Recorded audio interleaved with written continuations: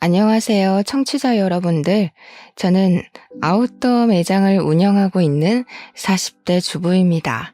저에게 일어난 모종의 사건을 어딘가에 재미나게 풀어내고 싶어서 이렇게 사연을 올려보게 되었습니다. 친구들에게 이야기를 하자니 제 얼굴에 침을 뱉는 격이라 익명의 힘을 빌려서 용기를 내봅니다. 정말 남들이 들으면 콩가루 집안이라고 욕을 할 것 같은 그런 부끄러운 이야기지만 속 안에 감춰두고 있으니 속병이 날 것 같네요. 제가 이런 사연을 올려버리게 결심하게 만들어준 우리 원수 같은 시모. 앞으로 만수무강하길 기원하면서 사연을 시작해 보겠습니다. 저는 결혼 전부터 일찌감치 옷 매장에서 일을 했고 나이 29살에 능력을 인정받아서 본사 직영점 매니저로 승진을 하게 되었습니다. 일단 30이 되지 않은 나이에 대리점도 아니고 본사 직영점의 관리를 맡는다는 것은 무척이나 이례적인 일이기도 했죠. 보통 다른 직영점 매니저분들이 50대라는 걸 감안하면 제가 어린 나이에도 윗분들의 눈에 들었다는 것이니까요. 그도 그럴 게 꽤 위치도 좋은 아울렛 매장이었는데 매출이 다른 지점에 비해 월등히 높았거든요. 그만큼 제가 고객 관리도 잘하고 언변이 좋아서 매장 운영을 잘했다는 뜻이겠죠. 그래서 능력을 인정받았고 직영점 매니저 자리를 꿰찰 수 있게 되었습니다. 지금 남편이랑은 한때 같이 일했던 직원이 소개팅을 주선해 주어서 만나게 되었습니다. 소개팅이라는 매개체로 잘 될 확률이 무척이나 적다고 하던데 저희는 대화가 잘 통했고 서로의 외적인 부분이 마음에 들었고 그래서 잘 이어지게 되었습니다. 연애를 하는 동안에 싸우는 일도 거의 없었고요. 취미도 비슷하고 생활 습관마저 비슷해서 운명의 상대를 여기서 찾았구나 하면서 지냈습니다. 밖에 나가서 몸을 사용하며 노는 것을 싫어했고 집에 콕 들어박혀서 공포영화를 보는 걸 좋아했고요. 오이는 냄새만 맡아도 둘 다 기겁을 했고 강아지보단 고양이를 더 좋아하는 성격까지 무척이나 비슷했어요. 그렇게 남편과 저는 연애를 3년이나 했고 나이가 차고 혼기가 다가오자 결혼을 하기로 약속했습니다. 그때까지만 해도 우리의 미래에는 꽃길만 가득할 거라 믿어 의심치 않았습니다. 성품이 바르고 심성이 착한 남편에게 그런 시어머니가 존재할 거라는 생각을 전혀 하지 못했기 때문이죠. 제 인생의 변수 같은 예상치 못한 일이 벌어지기 시작한 건 결혼 허락을 받기 위해 처음으로 시댁에 인사를 드리러 간 날부터 시작이 되었습니다. 남편에게 살짝 언지를 듣긴 했지만 시모의 성격이 그렇게까지 소위 말하는 대박인 사람일 줄 몰랐거든요. 안녕하세요 하고 처음 인사를 드리고 시댁 현관에 발을 들이밀자마자 시모가 딱 그러더라고요. 너는 오늘 손님으로 온 자리니까 손 하나 까딱하지 말고 있어라 하고요. 그 말이 무슨 뜻이겠어요? 오늘은 손님이니까 가만히 있더라도 다음부터는 아니니까 분주하게 움직여라 이 소리 아니겠나요? 더 대박인 건 남편보다 먼저 결혼한 남동생이 있었는데 그러니까 동서. 저한테는 동서되는 사람한테 이것저것 죄다 시키더라니까요. 네 형님 될 사람이 오니까 분주하게 일을 하라면서 동서한테 일일이 시키는데 시모는 손 하나 까딱 안 하고 옆에서 지시만 내리더라고요. 살얼음판 걷는 듯한 기분이 들고 속으로 와 이거 큰일 났다. 시집살이 대박으로 시키는 거 아닌가 하면서 눈치만 봤죠. 그런데 더 대박인 건 그런 시모에게 한마디도 지지 않는 동서였다는 거죠. 진짜 보통이 아닌 수준이다 하고 느꼈는데 이 기센 사람들 사이에서 나는 살아남을 수 있는 건가 싶었습니다. 시모가 동서한테 간이 싱겁다 하면 동서는 어머님 소금 주세요. 시모는 동서 째려보면서 거기 있다 하면 손이 안 닿아요. 고춧가루는요? 거기 있잖니. 계란도 좀 꺼내주시고요. 너는 손이 없어 발이 없어? 하면서 둘이 말싸움을 하더라고요. 시모가 이래라 저래라 하면 동서는 그거 주세요 저거 주세요 하고, 시모가 네가 직접 가져가라 하면 동서는 저 그거 어디 있는지 몰라요 하고, 둘이 무슨 꽁트 찍는 것처럼 대화를 하는데, 웃긴 건 동서는 정말 시모를 보조원처럼 부려먹으면서 집안일을 하더라고요. 그 정도면 누가 누구 수발을 들고 있는 건지 헷갈릴만 하더라고요. 저는 그 사이에서 약간 체하는 기분을 느끼며 이 난간을 어찌 헤쳐가야 할까 고민을 했죠. 다행스럽게도 동서가 아주 쿨한 성격을 가진 여자였다는 거죠. 밥 잘 먹고 이야기 잘 나누고 집에 간다고. 남편이랑 저랑 서방님네랑 다 같이 나왔는데 동서가 저를 슬며시 잡더라고요. 형님 되실 분이니까 터놓고 이야기할게요. 절대로 기죽으시면 안 되고요. 또박또박 싸워서 이기셔야 돼요. 우리 시모가 발 뻗을 곳 보고 뻗는 분이시거든요. 처음에 제가 비위 다 맞췄는데 그러다가 호구 잡혔어요. 한번 대판으로 싸운 다음에서야 저한테 뭐라고 안 하시거든요. 오늘은 형님 온다고 일부러 기세 보이고 싶다고 저러신 거고요.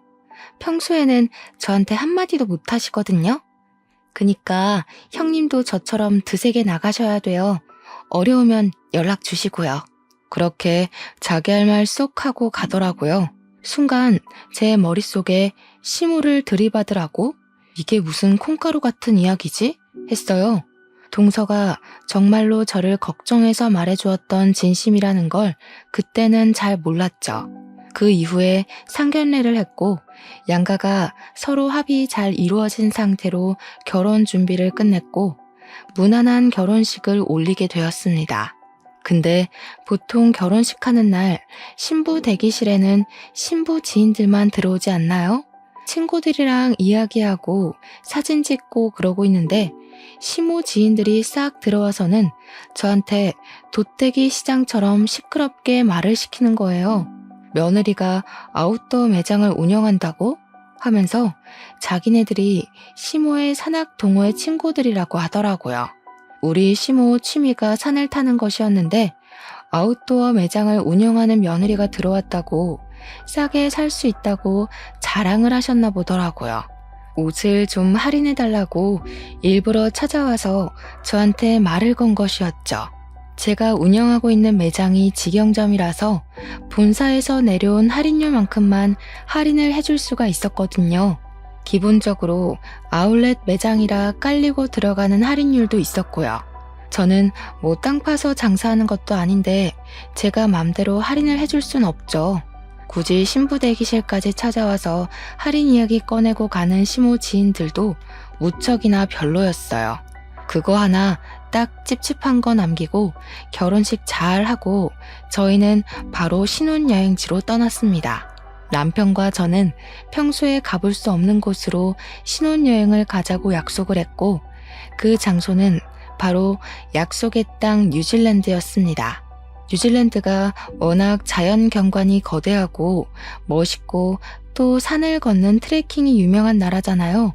남편이랑 같이 트레킹 관광을 나섰는데 거기서 엄청 좋은 트레킹화를 팔고 있더라고요.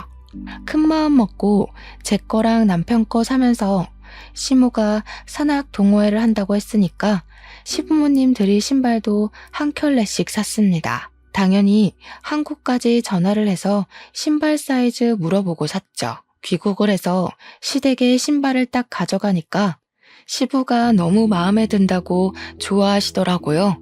근데 시모는 약간 마음에 안 든다는 식으로 삐죽거리면서 시부한테 그러더라고요. 당신은 산에 가자고 하는데도 안 가면서 이런 좋은 신발이 왜 필요하냐고요. 시부가 아니 뭐 산 탈 때만 신는 신발인가? 그냥 신고 다니면 되지 하니까 시모가 저를 보면서 색이 이거밖에 없었니? 이러는 겁니다.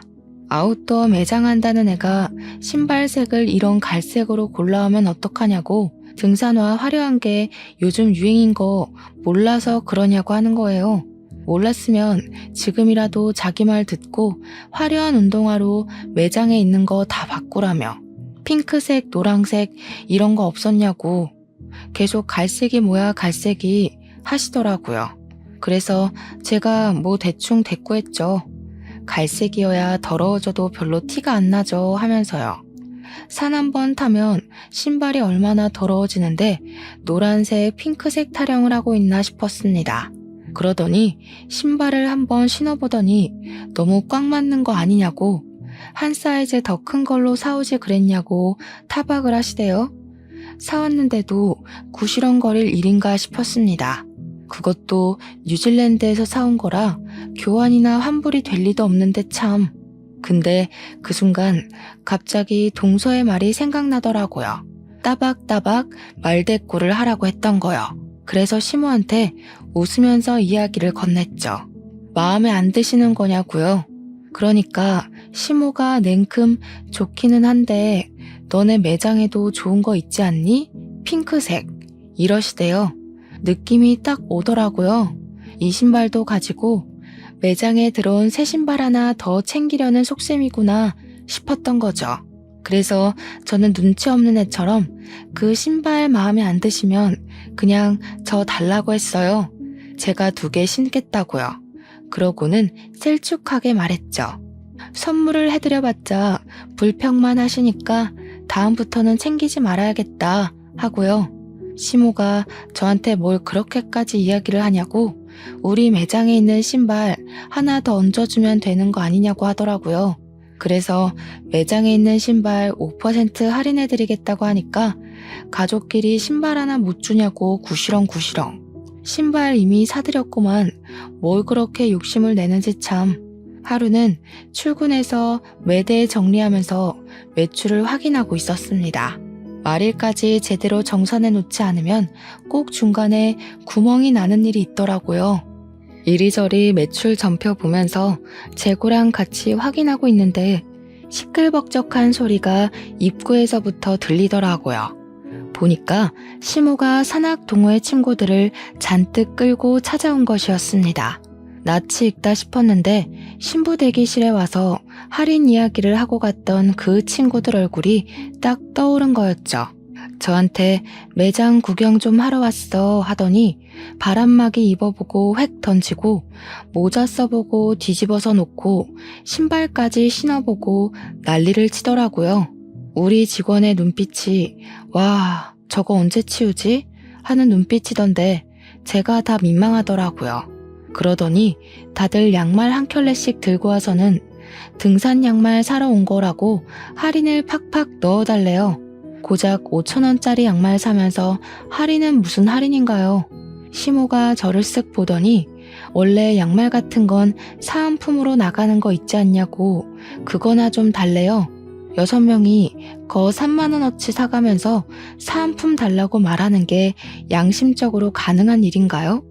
그래서 제가 어머님 양말 사은품은 20만원 이상 구매하셨을 때 나가는 거라 양말 6켤레 산 걸로는 턱도 없어요 하면서 웃었어요. 일부러 하하호호 웃으면서 이야기하니까 시모도 민망했는지 가족끼리 빡빡하게 군다고 그냥 속갯말 삼키대요. 저도 땅 파서 장사하는 거 아니잖아요 하면서 시모 친구들 보면서 이해하시죠? 가격이 맞아야 이러니까 시모 친구들도 민망했나 봐요. 저한테 나중에 우리가 와서 제대로 팔아줄게 하면서 어색한 얼굴을 하고 돌아가시더라고요. 여기서 끝날 줄 알았던 우리 시모의 진상짓은 지금부터 시작이었습니다. 제가 하루 종일 매장을 지키고 있는 건 아니었거든요. 본사에 회의를 하러 가야 할 때도 있고 쉬는 날도 존재하니까요. 일이 좀 있어서 이틀 연속으로 매장에 출근을 하지 못했는데 제가 출근을 하니까 직원이 저한테 쪼르르 달려오더니 곤란한 듯 말을 하더라고요. 무슨 일 있었냐고, 진상 손님 왔었냐고 물어봤더니 반품이 들어왔는데 제 가족분인 것 같다고 조심스럽게 이야기를 하는 거예요. 내가 누구? 하고 물어보니까 시어머니요 하면서 이야기를 하는데 제가 없을 때 왔다 간 건가 싶더라고요. 직원이 저한테 제가 없을 때 와서 바람막이를 하나 사갔다가 다음날 바로 반품을 했는데 택은 그대로 있지만 옷이 너무 더럽다는 겁니다. 순간 그게 무슨 소리인가 싶어서 옷 상태를 보려고 반품 들어온 물건을 확인하는데 옷이 진짜 새 옷이 아니었어요. 옷을 사가서 바로 입고 등산을 갔다가 그대로 환불이라도 한 건지 옷에서 땀 냄새가 나는 거예요. 그래서 직원한테 설마 이거 취소해줬냐고 물어보니까 직원이 난처하다는 얼굴로 자기가 매니저 시어머니라고 박박 우기면서 제가 해주라고 했다고 했대요. 그러면서 어떡해요? 저 실수한 거예요? 하는데 직원이 무슨 잘못이 있겠어요? 아니라고 괜찮다고 하고 곧 제가 떠안게 됐죠. 퇴근하자마자 옷을 들고 시댁에 가서 시모한테 획 던졌어요. 이게 뭐냐고 모른 척하면서 묻길래 뭐긴 뭐냐고 우리 옷 사가서 입고 반품하셨다면서요? 하면서 일부러 큰 소리로 이야기를 했습니다. 시부가 빤히 보고 있었으니까 일부러 들으라는 듯이 이야기하니까 시모가 시치미를 뚝 떼더라고요. 자기는 그런 적 없다고 옷을 사가서 반품한 건 맞는데 입고 돌아다닌 적은 없대요. 그러면서 그 직원 진짜 웃기는 계집애라고 자기가 옷 관리를 못한 걸 가지고 매출 늘리려고 일부러 거짓말 치는 거 아니냐면서 몰아가는 겁니다. 제가 일일이 옷을 보여주면서 여기에는 흙이 묻었고 여기에는 스크래치가 생겼다고 누가 봐도 입고 산탄 것 같은데 무슨 소리냐고 했죠. 제가 화가 나서 이 옷 결제하게 빨리 카드를 주시던가 현금을 달라고 했어요. 시모는 자기는 그런 적 없으니까 못 준다고 강짜를 부리더라고요. 원래 소비자 보호법에 의거해서 14일 이내로 환불되는 거 아니냐고 진상을 부리는 겁니다. 그래서 그거는 옷이 상하지 않았을 때 이야기고 지금은 상했으니까 해당 사항 없다고 돈 달라고 했어요. 씩씩거리면서 죽어도 못 준다는 식으로 이야기를 하는데 듣고 있던 시부가 무슨 그런 파렴치한 짓을 하냐고 저한테 현금을 주시더라고요. 시부라도 정상이라서 다행이지 시모의 진상짓은 넌덜머리가 났습니다. 저한테 가족끼리 왜 그렇게 빡빡하게 구냐며 대충 세탁해서 팔면 되지 하는데 열이 오르더군요. 그러고 한동안 조용한 것 같더니 한 달 뒤에 제가 쉬는 날 우리 시모가 와서 옷을 또 사가지고 가서는 반품을 했대요. 직원한테 이번에도 옷이 더럽냐고 물어보니까 그건 아닌데 하면서 말꼬리를 흐리더라고요. 무슨 일이냐 하니까 옷을 30만원치를 사가서 바로 반품을 하긴 했는데 사은품으로 증정되는 등산 모자랑 양말은 쏙 빼놓고 환불했다는 겁니다. 그거는 사은품이니까 자기 거 아니냐고 사은품까지 반납을 해야 하는 거냐 어차피 증정품 아니냐 하면서 안 주더래요. 양말하고 모자는 이미 자기가 신었으니까 그냥 자기가 갖겠다고 하면서 매니저 시어머니야 했다는 겁니다. 당연히 그 말을 듣는데 제가 열이 받지 않겠습니까? 또 시댁으로 찾아갔죠. 신모가 보자마자 이번에는 안 입고 반품했다고 당당하게 말하길래 사은품은 왜 챙겨가서 돌려주지 않냐고 했습니다. 사은품이요. 저희도 공짜로 나눠주는 거 아니고요. 매장에서 돈 주고 사서 고객들한테 감사한 마음에 드리는 거예요. 근데 어머님께서 그렇게 쏠랑 사은품만 챙겨가시면 다른 고객님 한 분은 그 사은품을 받을 수가 없잖아요. 우리가 땅 파서 장사하는 거 아니라고 몇 번을 말씀드려요? 저희 매장에 찾아오지 마세요. 어머님한테는 저 더 이상 물건 안 팔겠습니다. 우리 직원한테도 말해놨으니까 다음에 또 오시면 경찰 부르던가 할 거예요. 아시겠어요? 그렇게 이야기를 하니까 시모가 저한테 씩씩거리면서 너 내가 무서운 줄 모르고 막 나가는구나 하는 겁니다. 저도 참지 않고 버럭하면서 이야기를 했죠. 무섭긴 누가 무섭냐고요. 시모가 갑인 줄 알고 그러냐고. 나한테 무서운 건 우리 회사 사장님 말고 없다고. 이러다가 내가 잘리게 생겼는데 뭐가 어쩌고 어째요? 하면서요. 일부러 시모 자존심 상하라고 내가 시모 아들보다 돈 더 많이 번다고 고작 중소기업 과장이 나보다 더 능력이 있겠냐, 뭐가 있겠냐고요 했죠. 시모도 지지 않고 저한테 지금 우리 아들 무시하냐고 소리를 지르길래 시모가 잘하면 내가 무시할 일이 뭐가 있겠냐고 맞받아쳤어요.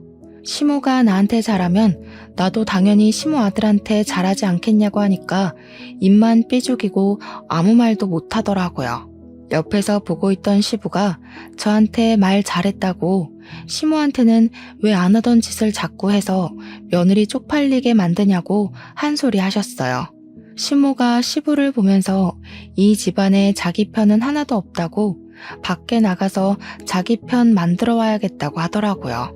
이걸 그냥 나만 알고 있어야 하나 고민을 하다가 결국 동서한테 전화를 걸어서 이야기를 했죠. 그러니까 동서가 엄청 잘한 거라고 그렇게 100번을 말해야 겨우겨우 알아듣는다고 하더라고요. 자기는 백화점 속옷 매장에서 일을 했었는데 결혼하고 얼마 되지 않아서 팬티를 사가서 입어놓고는 환불을 하러 왔대요. 동서가 입던 팬티는 환불 안 된다고 고래고래 소리치면서 이야기를 했더니 그제야 쪽팔린 줄 알고 돌아갔다고 했대요. 백화점 매장에 블랙 컨슈머로 등록까지 시키고 백화점에서 따로 관리 대상으로 분류하게 했더니 그제야 찾아오지 않더라며. 와, 너무 충격적이지 않나요? 입던 팬티를 환불하러 오는 게 말인지 방귀인지 상상 초월이었습니다. 그렇게 제 말을 잘 알아들은 줄 알았던 시모는 제가 쉬는 날 골라서 또 매장에 찾아왔더라고요. 도대체 어디에 신복을 숨겨놓은 건지 제가 쉬는 날은 기가 막히게 알고 찾아오더라고요. 이번에는 남성용 등산화랑 남성용 등산용품을 몇 개 사가길래 직원이 주시하고 있었다고 하더라고요. 근데 의외로 환불이 들어오지 않았고 가격도 후려치지 않고 제값 주고 사갔다고 이야기를 하더라고요. 그래서 저는 시모가 웬일이지 남성용 등산용품은 왜 사간 거지 싶었죠. 시부가 등산에 취미가 없어서 시모 혼자 친구들이랑 다니는 거였거든요. 이제 시부도 등산을 가나 싶어서 부부가 같이 취미 생활을 하시려나 보다 이건 좀 부럽다 하면서 생각을 했죠. 우리 남편이랑 저랑은 아무래도 시간이 잘 맞지 않아서 결혼 이후에는 취미 생활을 즐기지 못했거든요. 어차피 밖에 나가서 몸을 쓰는 취미 활동을 하는 것도 아니긴 해서 집에서 영화나 보고 게임이나 하고 하는 게 전부지만요. 시부모님이 매번 싸우기만 하는 줄 알았는데 취미 생활을 같이 한다고 하니까 부러웠죠 뭐.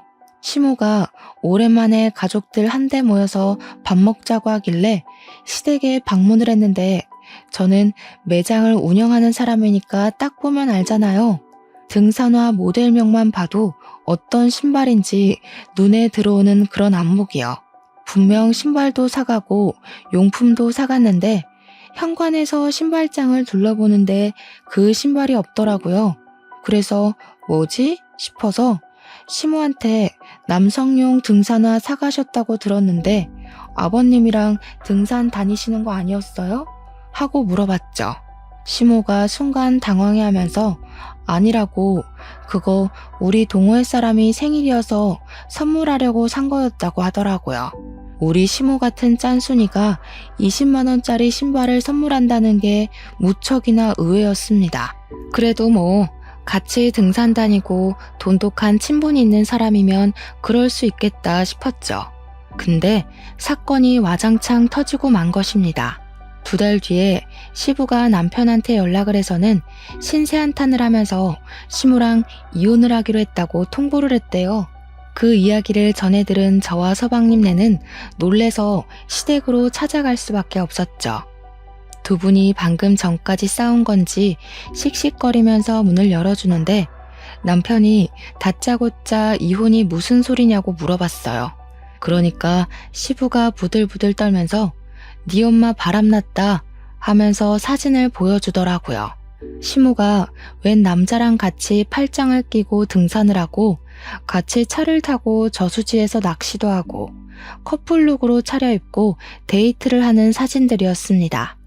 그러면서 시모가 소름 끼친다고 이런 걸 따라다니면서 어떻게 사진을 찍을 생각을 하냐고 당신 의처증이냐고 화를 내대요. 그 사진을 보는데 등산복이며 등산화며 용품이며 너무나도 눈에 익은 물건들이 있더라고요. 우리 매장에서 사갔던 그 용품들이며 옷이며 알고 보니 내연남한테 사주려고 반품도 안 하고 제값 주고 사간 것이었습니다.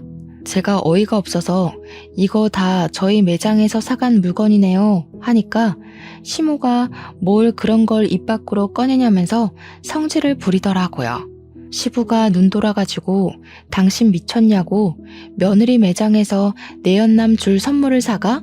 이러더라고요. 당장 이혼하자고 당신 같은 여자랑 하루도 더 살고 싶지 않다고 진절머리를 치셨습니다. 그러자 시모가 놀래서 아니 당장 자기 보고 어딜 가서 살라고 이혼을 하자는 거냐고 소리를 꽥 지르니까 시부가 자기 알 바 아니래요. 내연남 집에 가서 살든 밖에 나가서 얼어 죽든 마음대로 하자고 당장 우리 집에서 나가라고 내연남이 호랩이라며 하더라고요. 그 집 가서 엄마 노릇하면서 하하호호 살면 되겠네 하는데 부부싸움 살벌하게 하시는 거 있죠? 시모가 자기가 못할 것 같냐면서 자식들이 말리기도 전에 짐을 싸서 획 나가버렸어요. 물론 아무도 말릴 생각이 없긴 했지만요. 남편이고 도련님이고 시모의 바람이 무척이나 충격이었나 보더라고요. 결국 두 분 나이 67세에 협의 이혼을 했고요. 위자료랑 재산 분할은 그냥 없는 셈 치고 이혼만 하기로 했다고 하셨습니다. 그리고 정말 충격적이게도 시모는 진짜 내연남의 집에 들어가서 살림을 차렸다는 겁니다. 우리 남편이 전화해서 어디서 뭐 하면서 살고 있냐고 아빠한테 지금이라도 싹싹 빌고 집에 들어가라고 연락을 했더니 시모가 웃더래요. 자기가 왜 그래야 하냐며 너무너무 행복해서 미칠 것 같다고. 더 충격적인 건 내연남의 딸을 우리 딸 하면서 부른다는 겁니다. 우리 딸이랑 데이트도 하고 딸 키우는 재미가 있다면서 너도 새아빠 한번 만나볼래? 하면서 남편한테 이야기를 했대요. 남편이 식겁을 해가지고 누가 새아빠냐고 화를 내니까 자기랑 내연남이 결혼하면 너한테 새아빠 되는 거지 했대요. 남편은 우리 엄마가 그런 사람인지 몰랐다면서 충격에 부들부들 떨었죠. 그런데 더 충격적인 건 아직 남아 있습니다. 시모가 어느 날 우리 부부하고 서방님네 부부를 불러서 같이 밥 먹자고 식당에 데려가셨어요. 좀 고급진 그런 식당 있잖아요. 룸으로 딱딱 막혀있는. 불러서 나갔더니 거기에 시모만 있는 게 아니라 웬 여자랑 시모 내연남이 떡하니 자리 잡고 있더라고요. 시모가 그 여자애한테 인사하라고 너네 오빠랑 올케 언니들이야 하면서 우리 보고는 얘가 신우되는 아이니까 친하게 지내라고 하는 겁니다. 우리 넷은 자리에 앉지도 못하고 어이가 없어서 숨만 쉬고 있었는데 시모가 그러더라고요. 오늘 너네 새아버지 생신이시거든. 자식들하고 며느리하고 자랑도 좀 할 겸 친해지라고 불렀어. 아이고 든든한 아들이 둘이나 생겨서 노후 걱정 없이 편안하겠어. 둘이 북치고 장구치고 다 하는데 정신 나간 거 아닙니까? 우리 남편이 열이 받아서 눈에 핏발을 세운 채로 이야기를 했죠. 누가 누구 노후를 책임진다고 이런 개소리를 정성스럽게 하십니까? 어머 얘 못 배워먹은 사람처럼 새아버지한테 그게 무슨 말버릇이니? 당장 사과드려. 남편이랑 서방님은 사과는 무슨 얼어 죽을 사과냐고 이런 자리인지 모르고 나온 거니까 두 번 다신 이런 자리 만들지 말라고 엄포를 놓았습니다. 한 번만 더 이런 경우 없는 짓 하면 신모고 나발이고 인연 끊겠다고 선언을 했죠. 뒤돌아서 나오는데 시모가 막 뛰어나오더라고요. 제일 뒤에 걷고 있던 제가 만만한지 저를 딱 붙잡고는 사정을 하더라고요. 얘, 돈 좀 주고 가라. 우리 아들들이 낼 거라고 내가 설레발 다 쳐놨는데 일부러 비싼 집으로 골라왔는데 내 체면은 살려줘야 하지 않겠니? 저 지갑 안 들고 왔는데요. 어머님이 불러내신 거라 당연히 어머님이 사주시는 건 줄 알고 지갑 안 들고 왔죠. 야, 너네 버르장머리 없이 뭐 하는 거야? 당연히 자식들이 사야지 내가 돈이 어딨어. 아까 방에 있던 어머님이 좋아 죽겠다고 했던 내연남 딸한테 내라고 하세요. 뭐? 내연남 딸? 너한테는 시누이야. 어머, 저한테 왜 시누이예요? 우리 남편이랑 저 여자랑은 가족이 아닌데요. 그러고는 재빨리 식당을 빠져나왔습니다. 우리 남편은 완전 열이 받아가지고 엄마가 저렇게 파렴치한 인간인 줄 몰랐다고, 어떻게 저런 짓을 할 수 있냐고 시부가 불쌍하다고 난리였어요. 그런데 여기서 일이 끝났으면 제가 사연을 쓰지도 않았겠죠. 더 파렴치한 일은 그 뒤에 벌어지게 되었습니다. 제가 글쎄 생각지도 못했던 갑상선암에 걸리게 된 것입니다. 임신을 준비하던 도중 수치가 이상하다는 종합검진 결과에 놀라서 큰 병원을 찾아가니 갑상선암이라고 하더라고요. 물론 완치율도 높고 다른 사람들보다 훨씬 더 빠르게 발견을 하게 되어서 수술만 하면 괜찮을 거라고 하더라고요. 평생 약을 달고 살아야 해서 한동안 임신 계획은 가지면 안 된다고 했지만 그 이외에는 아무 문제도 없을 거라고 저를 안심시켜 주었습니다. 의사의 조언에 따라서 수술 날짜까지 빠르게 잡고 났는데 그래도 제가 암이라는 사실은 변하지가 않잖아요. 남편과 저는 한동안 마음을 추스르느라 바빴습니다. 치료와 수술을 해야 하는 바람에 어쩔 수 없이 한동안 일을 쉬어야 하는 처지에 달했고 매장 관리는 결국 다른 사람에게 넘기게 되었습니다. 본사에서는 수술 이후 경과가 좋아지면 다른 매장을 주겠다고 했지만 제 첫 매장이다 보니 애착이 가는 건 어쩔 수 없었어요. 그래도 피곤하면 안 되고 컨디션 조절을 잘 해야 한다고 해서 일을 할 수 없게 되었죠. 인수인계까지 마치고 본격적으로 치료가 시작되는 주까지 일을 도와주기로 했습니다. 본사에서는 일단 퇴직을 하게 되는 것이라 퇴직금까지 받아갈 수 있었습니다. 집에서 쉬려고 하니까 영 좀이 쑤시더라고요. 그런 와중에 무슨 일 때문에 매장을 방문했는지 모르겠지만 시모가 또 그 매장에 방문을 했나 보더라고요. 직원에게 연락이 왔는데 당당하게 들어가서 내가 여기 매니저 시어머니인데 했다는 겁니다. 그런데 매니저가 변경이 되었잖아요. 새로 들어온 매니저가 저는 시어머니가 없는데요? 한 거죠. 시모가 놀래서 우리 며느리 어디 갔냐고 하니 직원이 모르셨냐고 몸이 안 좋아서 퇴직을 하셨다고 이야기를 한 겁니다. 저한테 혹시 실수한 거 아니냐고 연락이 온 건데 그냥 잘했다고 했어요. 시모는 머리를 그때부터 굴리기 시작했나 봐요. 쉬는 것도 아니고 퇴직이라고 하니까 어디 아파도 단단히 아프구나, 죽을 병이라도 걸렸나 싶었던 거죠.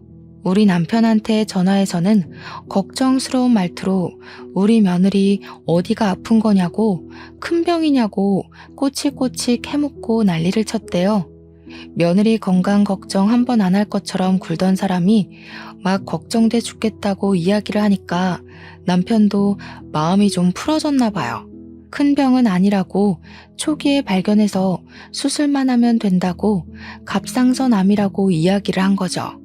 그러니까 걱정 마시라고, 다 괜찮아질 거라고 이야기를 했더니 그제야 아 그러니? 알겠다 하고 전화를 뚝 끊더래요. 걱정했던 것 치고는 너무 빠르게 알겠다고 하고 전화를 끊어서 좀 찝찝하다고 하더라고요. 알겠다고, 시모한테 연락 오면 말해주겠다고 남편에게 이야기를 한 뒤 집안일을 좀 하고 쉬고 있었어요. 그런데 딱 타이밍 좋게 시모한테서 연락이 온 거죠. 아무렇지 않게 여보세요 하고 전화를 받으니까 시모 목소리가 들떠서 전화를 했더라고요. 예, 우리 아들이 그러는데 너 갑상선암이라며? 내가 좀 알아보니까 그거 수술비도 별로 안 비싸고 애후들도 다 좋다고 하더라. 거기다가 너 퇴직금까지 빵빵하게 받고서는 일 그만뒀다고 하더라. 어디 아픈 데는 없냐, 몸은 좀 괜찮냐 물어볼 줄 알았는데 영 딴소리만 나오길래 그래서요? 하고 대꾸를 했죠. 그러니까 전화로 할 이야기는 아닌 것 같다고 이따가 집으로 찾아오겠다고 하고 끊더라고요. 영 기분이 쎄해서 남편한테도 이야기를 하니까 퇴근하자마자 집으로 가겠다고 하더니 정말 날아왔는지 평소보다 일찍 왔더라고요. 남편이랑 집에서 저녁 먹고 쉬고 있는데 시모가 대뜸 집으로 찾아온 겁니다. 너 보험금 얼마 나왔어? 보험은 좀 들어놨지? 퇴직금은 얼마 받았니? 아픈 사람 붙잡고 웬 돈 이야기야? 아니, 어쩜 이렇게 타이밍이 좋니? 너네 새아버지가 사업을 하는데 자금이 콱 틀어막혀서 지금 위험하거든. 일단 그거 먼저 풀어야 해서 대충 1억 정도가 필요한데 우리 며느리가 근속기간도 길고 보험금도 받았을 거 아니니. 10년 넘게 일도 했으니까 퇴직금도 꽤 되고 보험 진단금 받은 거 합치면 1억은 될 것 같더라고. 그 돈 나 좀 빌려줘라. 내가 나중에 갚을 테니까. 아니, 제가 아파서 퇴직을 한 거고 암 때문에 받은 보험금을 지금 내연남한테 빌려주라고 하는 게 맞는 건가요? 이게 바로 정신 나간 소리 중에 제대로 정신 나간 소리 아니겠습니까? 저는 어이가 없어서 바로 시모한테 세게 들이박았습니다. 어머님, 혹시 머리에 소주 꽂으셨어요? 그랬더니 시모가 뭐가 어쩌고 어째? 하면서 저한테 큰 소리를 치시는 거예요. 지금 화를 낼 사람이 누군데 누가 누구한테 큰 소리를 냅니까? 머리에 소주 꽂은 것도 아닌데 어떻게 이런 생각을 하세요? 다른 것도 아니고 제가 암에 걸려서 투병을 시작했는데 보험금을 달라고요? 그것도 저한테는 생판남이나 다름없는 어머님 내연남 사업 자금을 위해서요? 예, 생판남은 무슨 남이니? 이 일만 해결하면 우리 결혼할 거야. 그럼 너한테도 새 시아버지가 되는 거 아니겠니? 어떻게 내연남이라고 할 수 있어? 어머님이 바람 피우신 건 맞잖아요. 지금도 어쨌든 호적 정리도 안 돼서 그냥 단순 동거남인 거고요. 그 나이 먹고 아픈 며느리한테 이런 말 하는 거 부끄럽지도 않으세요? 저 같으면 쪽팔려서라도 이런 부탁 못할 것 같아요. 제 말이 끝나기 무섭게 남편이 부들부들 떨더라고요. 시모한테 목소리 쫙 내리깔고 이야기를 하는데 처음 보는 남편의 모습이어서 너무나도 놀랬습니다. 섬뜩하리만치 목소리를 내는데 진짜 사신이 나타난 기분이었어요. 엄마, 나 진짜 엄마한테 너무나도 실망이 크다. 바람을 피웠다고 했을 때만 해도 아빠한테도 어느 정도 책임이나 잘못이 있을 거라고 생각했어. 아빠는 항상 돈을 번다고 바빴고 엄마는 외로움을 견디지 못하는 사람이었으니까. 근데 지금 생각해보니까 아니야. 그래, 아닌 것 같아. 예, 네 아버지가 나한테 관심이라도 줬으면 내가 바람을 피웠겠니? 그 인간은 나를 그냥 집 지키는 집 요정 정도로만 취급했다.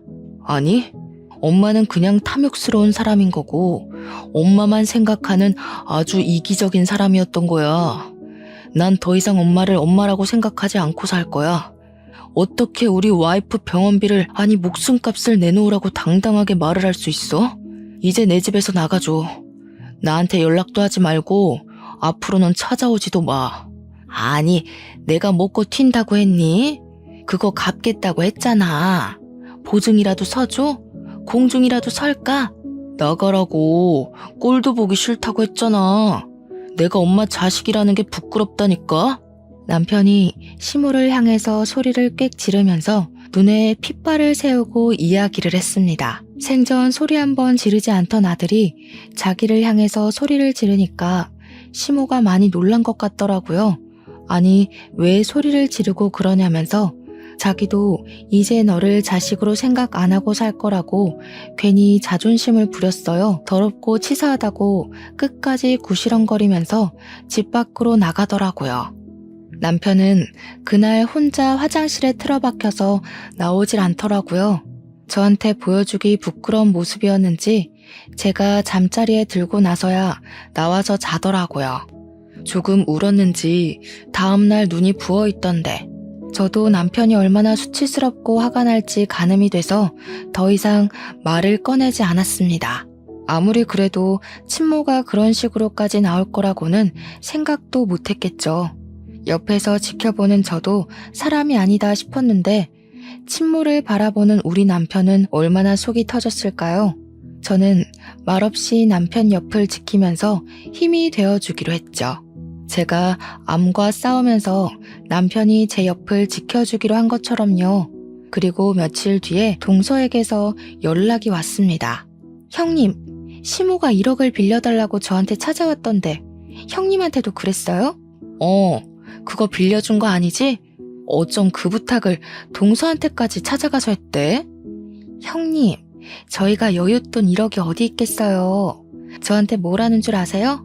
형님 암보험금이랑 퇴직금 달라고 했더니 2년을 끊자고 했다면서 형님이랑 아주버님이랑 아주 쌍으로 못된 것들이라고 당당하게 이야기를 하시더라고요.